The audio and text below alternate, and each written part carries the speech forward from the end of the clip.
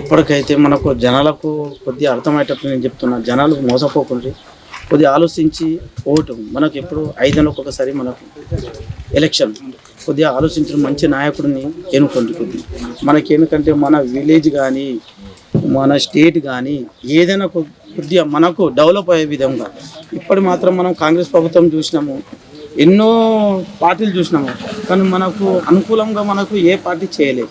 ఈ రోజులలో మన కేసీఆర్ చేస్తుంటే మనకు వెహికల్స్ కానీ రోడ్లు కానీ అన్ని విధాల పంటలు కానీ నీళ్ళు పంటలకు ఇప్పుడు మన కిసాన్ వీళ్ళకు అన్ని విధాలుగా వాళ్ళకు అన్ని విధాలు అనుకూలంగా చేసిన మందులు కానీ ఏ విధంగా ఏది ఎకరానికి ఇలా 5,000 ఇచ్చిన వాళ్ళు చేసిర్రు కేసీఆర్. ఇలా మన రేవంత్ రెడ్డి జనాలు మోసపోయారు, దేనికి 15,000 హత్తుకునే ఒక్కపరి గెలిపిద్దామని. వాళ్ళు ఎట్లా అని జనాలు ఏంటికి మోసపోయారు అంటే, అయ్యో దేవుడా 15,000 హత్తుకునే మనకు ఈరోజు ఒక 5 సంవత్సరాలు ఈయన గెలిపించి చూద్దాము, మనకు 15,000 వస్తున్నాయి కదా, 5,000కి మనం ఇన్ని రోజులు ఇవాళ మనం హాయిగా ఉన్నాము, ఈ 15,000తో ఇంకా హాయిగా ఉందామని జనాలు అనుకున్నారు. కానీ ఇలా 5,000 చూస్తే ఇప్పటికీ ఒక్కొక్కలకు 5 ఎకరాలు కాదు 10 ఎకరాలు ఉన్న చూస్తే ఎకరంకి 5,000 చూద్దాం వాళ్ళు.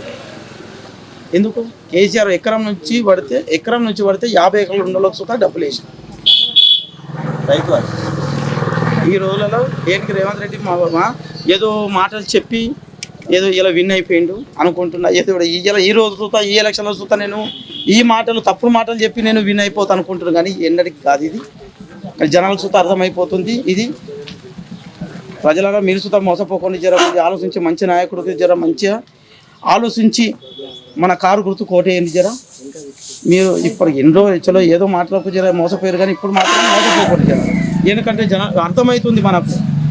ఇప్పుడు మనకు నీళ్ళు ఇలా మనకు అన్ని విధాలుగా ఉన్న సౌకర్యం మనకు అర్థం లేదు, కానీ కొందరికి ఎటువంటి సౌకర్యం లేనప్పుడు పేదలకు ఇలా పింఛను 2,000 వాళ్ళు కేసీఆర్ చేసిండు, వికలాంగులకు 4,000 చేసిండు, వాళ్ళు చేసిండు కేసీఆర్ చేసిండు. కానీ ఇలా రేవంత్ రెడ్డి ఏం చెప్పిండు, 4,000 పింఛను ఇళ్ళకి ఇస్తాడు, ఇయ్యలేడు, ఇవి రాలేవు అవి రాలేవు. 15,000 రైతు బంధు చేస్తాడు, ఇవి రాలేవు. కళ్యాణ లక్ష్మి 1,00,000 లక్షల రూపాయలతో పాటు తులం బంగారం అన్నాడు.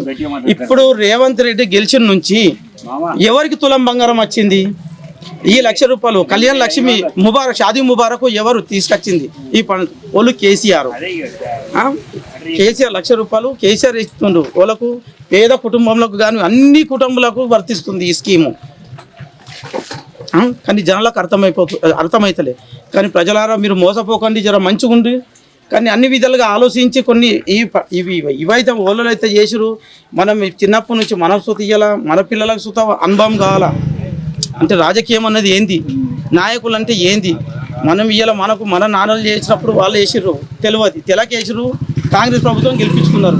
ఇప్పుడు మన నాయకులు వచ్చిర్రు, మన నాయకులు మంచి విధంగా గెలిపించుకుందాం, మంచిగా తెలంగాణను మంచి ఇంకా వేరే విధంగా అమెరికా టైపు కేసీఆర్ అప్పట్లో చెప్పిండు, అమెరికా టైపు చేద్దామని మన ఆలోచన. కానీ ప్రజలు మీరు మంచిగా ఆలోచించుకోదు, ఓటానికి మన కారు గుర్తుకు మన ఎక్కడైనా మన నాయకులు ఓళ్ళలో అయితే పోటీ చేస్తారో ఇలా నాయకులకు అందరికీ కారు గుర్తుకు ఓటేయండి.